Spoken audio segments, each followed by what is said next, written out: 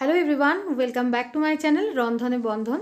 আজকে আমি আপনাদের জন্য নিয়ে এলাম ঠাকুরবাড়ির একটা স্পেশাল রেসিপি, রুই মাছের বাটি চচ্চড়ি। ঠাকুরবাড়ির অনেক রেসিপি আমার চ্যানেলে আপনারা পেয়ে যাবেন। তার জন্য চ্যানেলটিকে অবশ্যই একটা লাইক, কমেন্ট, শেয়ার আর অবশ্যই সাবস্ক্রাইব করে পাশের বেল আইকনটাকে হিট করে রাখবেন আর অল অপশানটা অন করে দেবেন। তো এখানে আমি রুই মাছের একটা এই বাটি চচ্চড়ি যেটা বানাচ্ছি, এটা একটু অন্যরকম প্রসেসে বানাচ্ছি, আপনারা শেষ পর্যন্ত দেখতে থাকুন। অনেকেই এটা কাঁচা মাছ দিয়ে বানিয়ে থাকেন, কিন্তু আমি সেভাবে বানাচ্ছি না, একটু অন্যরকমভাবে দেখতে থাকুন। তো এখানে প্রথমে এই রান্নাটা করার জন্য আমি কাঁচা লঙ্কা দুটোর মতন, তারপর কালো সর্ষে, সাদা সর্ষে, এগুলো 1 চামচ করেই রয়েছে মোটামুটি। তারপর একটু আদা দিয়ে এটাকে একটা স্মুথ পেস্ট আমি বানিয়ে নিলাম, এটা আমার পরবর্তী সময়ে কাজে লাগবে। এবার একটা কড়াই গরম করে তার মধ্যে সর্ষের তেলটা আমি দিয়ে নিচ্ছি। সর্ষের তেলটাকে একটু গরম করে নিলাম। তারপর কাঁচা যে পেঁয়াজটা দুটোর মতন আমি এখানে কেটে রেখেছিলাম, সেটাকে ফ্রাই করে নেব। তবে একেবারে লাল লাল করে এটা ভাজবো না, একটু হালকা নরম হওয়া অবধি অপেক্ষা করব। তারপর এটাকে আমি তুলে নেব। এবার এই রুই মাছটা খুব ভালো করে ম্যারিনেট করে নেব নুন হলুদ দিয়ে। তারপর এটাকে একটু ভেজে নেব। এখানেও মাছটাকে খুব বেশি একবারে লাল লাল করে ভাজবো না, এখানে একটু হালকা ভেজে নেব, কারণ কাঁচা মাছের এই রেসিপিটা খেতে আমার ভালো লাগে না।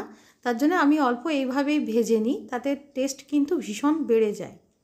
একবার অবশ্যই এইভাবেই আপনারা করে দেখবেন, আশা করি ভীষণ ভালো লাগবে।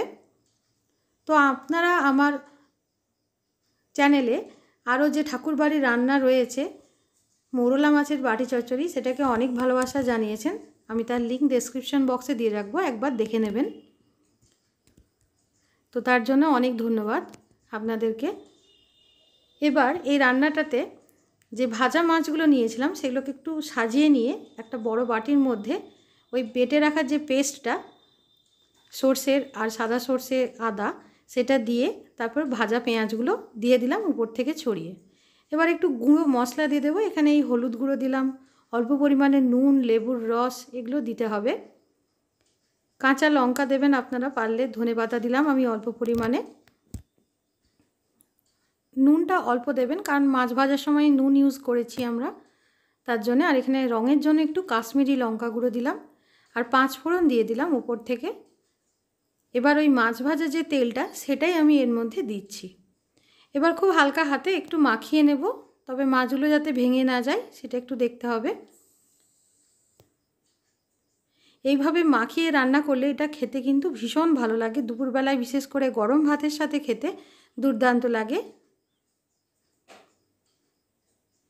তো দেখুন আমি খুব ভালো করে এটাকে মাখিয়ে নিলাম। এবার একটা কড়াইয়ের মধ্যে, ওই যে সেম কড়াইটাই আমি নিয়েছি, তবে এই সময় কিন্তু আমার গ্যাসের ওভেনটা বন্ধ করা আছে।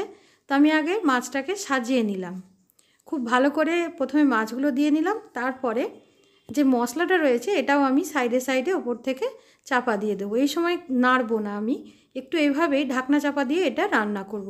এতে কিন্তু আর কিছুই মেশাবার নেই। এবার বাটি ধোয়ার জলটাও আমি দিয়ে দিলাম, মশলা যেটা লেগেছিল। এবার খানিকক্ষণ 5 থেকে 10 মিনিটের মতন একটু ঢাকনা চাপা দিয়ে ফুটতে দিতে হবে। ধীরে ধীরে এটা হতে থাকবে, দুর্দান্ত খেতে লাগবে। তো আমার এই রুই মাছের বাটি চচ্চড়ি এই রেসিপিটাকে যদি ভালো লাগে আপনাদের, অবশ্যই একটা লাইক, কমেন্ট, শেয়ার আর সাবস্ক্রাইব করে রাখবেন রন্ধনে বন্ধন চ্যানেলটিকে। পাশের বেল আইকনটাকে হিট করে দেবেন, অল অপশানটা অন করে দেবেন। আবার আপনাদের সাথে দেখা হবে পরবর্তী কোনো একটা ভিডিওতে। ততক্ষণ আপনারা ভালো থাকবেন, সুস্থ থাকবেন, আমার সাথে থাকবেন। ধন্যবাদ।